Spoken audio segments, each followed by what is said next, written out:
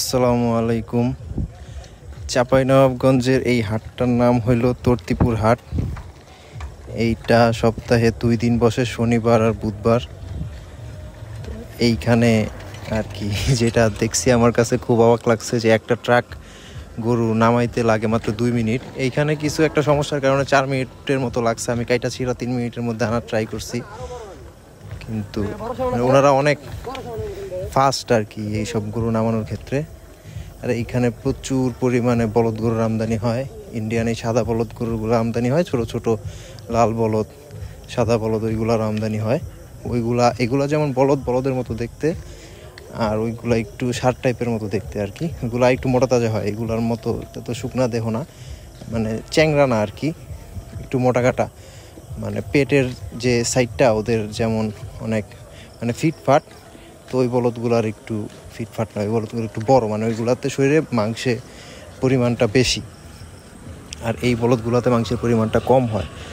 তো এইগুলা আর কি ডিরেক্ট আইনা হাটে রাখা হয় না, এগুলা ওই এক বিট বলে এইগুলারে।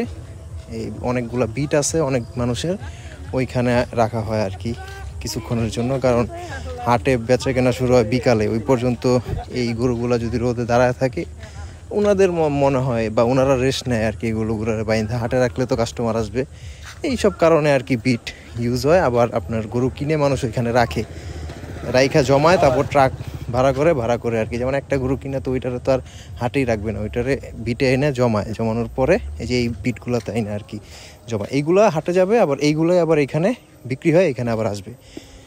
তো এই বলদগুলোর কথা বলতেছিলাম, এই বলদগুলো আর কি ওই বলদগুলোর তুলনামূলক একটু স্বাস্থ্যবান আর কি। এই হইল অবস্থা। আর হাট যখন ভরপুর থাকে তখন মানে ভিডিও করার ফ্রেমটা তো সুন্দরভাবে পাওয়া যায় না। হাট যখন এই যে এখন এটা ছিল আপনার হাটের নেভি এই 3-4 নাম্বার ট্রাক আর কি।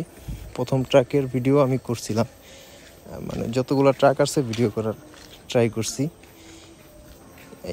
এই যে এখন হলো মাত্র 2 মিনিট আর কি, 2 মিনিটের মধ্যে আমি 15 সেকেন্ড কাটছি। এই 2 মিনিটের মধ্যে মনে করেন পুরো ট্রাক শেষ। আর ওইখানে ওই গরুর গিট্টুরা খুলতে পারতেছিল না, এই জন্য আর কি লেট হইতেছিল। এমনি এই হাটের অনেকগুলা নেগেটিভ সাইড আছে, ওইগুলা আমি আমার পরের ভিডিওতে এই হাট সম্পর্কে পুরা যে ভিডিওটা দিব, এই ভিডিওতে আমি বলার ট্রাই করব। আমার এই হাটটা আলটিমেটলি পছন্দই হয় না, একদমই পছন্দ হয় না। আমি 2বার গেছি, প্রথমবার তো ইমোশনে গেছি, কিছু বুঝতে পারি না। এইবার আমার একদমই পছন্দ হয় না। এইটা নিয়ে আমি নেক্সট ভিডিওতে আপনাদেরকে জানানোর ট্রাই করব। আল্লাহ হাফেজ, সবাই ভালো থাকবেন, আমার জন্য দোয়া করবেন। আর আমার চ্যানেলটা সাবস্ক্রাইব করে দেবেন ইউটিউবে। আর মাত্র 5,000-এর মতো সাবস্ক্রাইবার লাগে 1 লাখ হইতে। ইনশাআল্লাহ দোয়া করবেন যাতে আমি প্লে বাটনটা খুব তাড়াতাড়ি পাই। আল্লাহ হাফেজ।